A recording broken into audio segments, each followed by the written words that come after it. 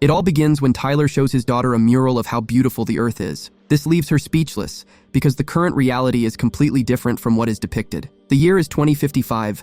The rapid development in technology led to the introduction of military robots, which mankind used to wage wars on an unprecedented level. In addition, natural disasters and overdevelopment made the global ecology worse to the point that high levels of toxins fill the air, and this has caused diseases and famine worldwide. Tyler's daughter later develops these health problems and is bedridden. Meanwhile, governments around the world started building skynets that could purify the toxic air. However, while they were being built, a giant meteorite fell on one of the cities. A huge alien plant emerged which thrives when in contact with water.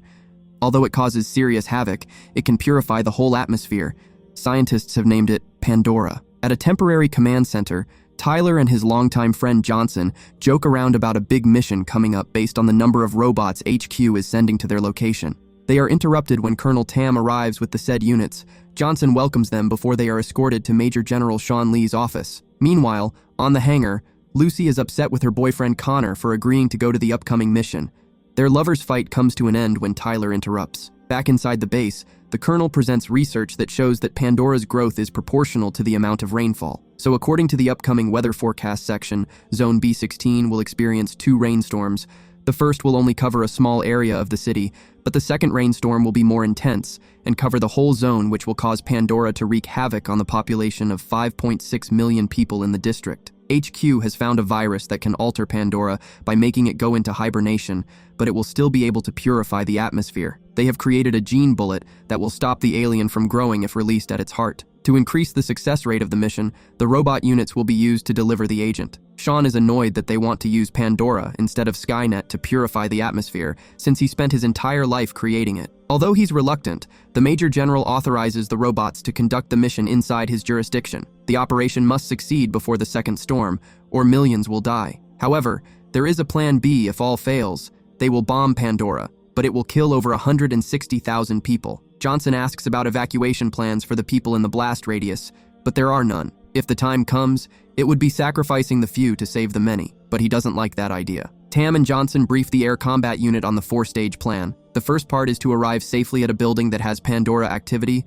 The second part is to shoot contrast agent bombs during the first rainstorm. Once it absorbs the agents, the third stage will commence. Skynet will start scanning. This will trigger the 4th stage, which is tracing the effects to the center of Pandora. After that, the robots will infiltrate that location and deliver the virus before the second rainstorm. Tyler speaks up regarding the uncalculated variables on the mission, but Tam tries to shut him up and remove him from the mission. However, Johnson makes it known that he is a pivotal member of the team, and for them, there is no plan B. The air combat unit gear up and set off on their mission.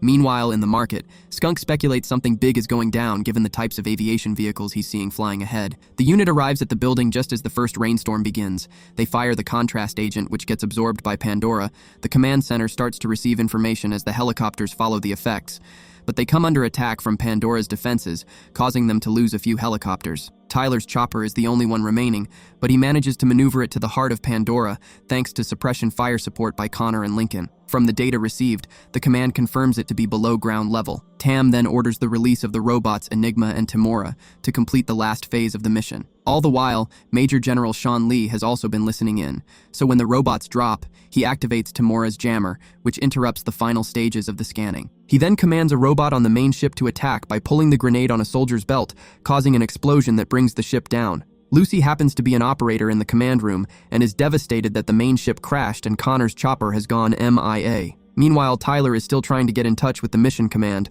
to alert them that the scanning is complete, but he's getting no response. His helicopter takes some heavy damage and is falling fast. Lincoln helps Connor get his seatbelt on as they brace for impact. Tyler regains consciousness as their air vehicle burns. He quickly wakes up Connor and instructs him to grab their gear as he drags an injured Lincoln to safety. They check their things and there is no first aid kit inside, but luckily there is a hospital nearby, so they proceed to it. Connor notices that there is no signal for them to report their position. Meanwhile, there is an eerie silence at command. Tam breaks the silence when she declares the mission a failure, but Johnson objects. He states that they have 3 hours left till the next storm, and they only lost contact with the unit. As soon as they are located, the mission can proceed. Johnson asks that they let him go by road to check out the situation.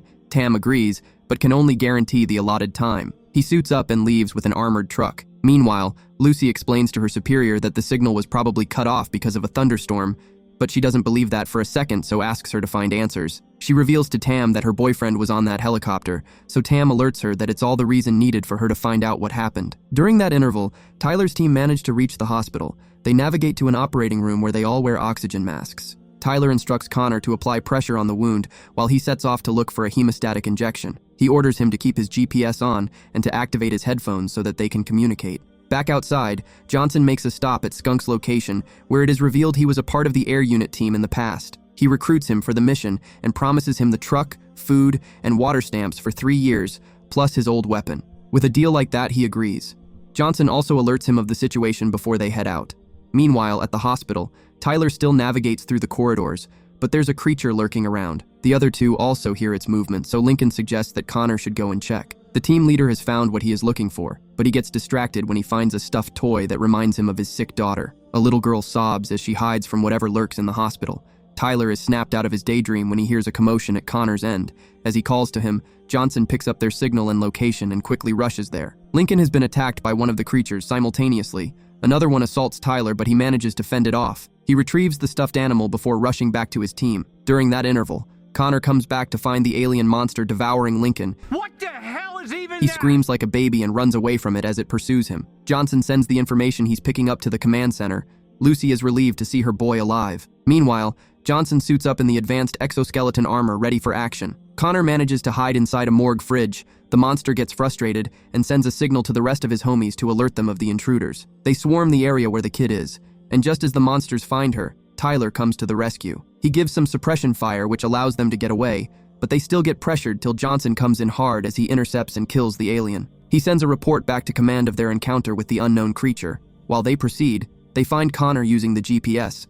He alerts his superior that Lincoln never made it. Meanwhile, Skunk has a flashback to his dismissal from the unit because he abandoned members of the team during a mission. Back to the present, the hospital team struggles to fight and navigate through the infirmary, so Skunk directs them to an area where he creates an exit for them just before they get inundated. Sean Lee summons Tam and orders her to carry out Plan B, as he doesn't want his Skynet to become redundant, but she alerts him that the mission has not failed yet. Now that the team is safe, Connor is given the complete data to send to command. With this, the mission can continue, which annoys the Major General. Connor gets a call from Lucy, who begs him to make it back alive. This gets him all emotional. Johnson updates the new strike team on the current situation. They must retrieve the gene bullets themselves since the main ship crashed. Tyler is surprised to hear this, and also questions his superior on his decision to bring Skunk along. This leads to a little exchange between Skunk and Tyler. Johnson interrupts to alert them that if this plan fails, HQ plans to bomb Pandora, which will kill them and many others. The team heads out to the location of the gene bullet by following the signal. Tyler also puts on an exoskeleton armor. They arrive at the crash site and send a drone to locate the gene bullets. Connor reports that the building is unstable and could come down at any time. Lucy secretly calls her boyfriend to alert him that the reason why they lost contact was because military radio waves interfered with the signal, so he should try and find the robot's head while in the building. Tyler removes the keys from the car and sends it along given Skunk's past. But Tyler stays back when the little girl cries for him not to go. He too gets emotional because she reminds him of his daughter. Johnson and Connor proceed inside, but the gene box is 50 meters above the ground within an old van. The new team leader uses the advanced suit to traverse through the rubble, but he almost falls. Tyler saves him just in time as he has calmed the kid down. While the two of them make their way up to the gene bullet location, Connor finds the robot within the rubble holding a grenade pin and begins to remove its head. Johnson lowers Tyler into the car using a fire hose. He grabs it just before the van falls. At this point, Johnson was also surrounded by the monsters, so he and Tyler fight the creatures as they descend. Skunk battles against his urge to run and heads inside when he notices the building collapsing. They call Connor below, but he's still busy trying to remove the head. A car lands on the robot, which gives him a hand in detaching it, but it starts to fall on him. Luckily, his two superiors come to the rescue. Skunk comes in clutch and clears the way for them, allowing everyone to make it out alive. Tyler finally acknowledges him again by giving him back the truck keys. They only have 30 minutes, so they get moving to the center of Pandora. Connor shows his superiors the grenade pin from the robot. It is clear to them that someone wants the mission to fail. He activates the footage showing it sabotaging the main ship. Connor confirms that it was Sean Lee who gave the order. Johnson calls him immediately to confront him about what they have found.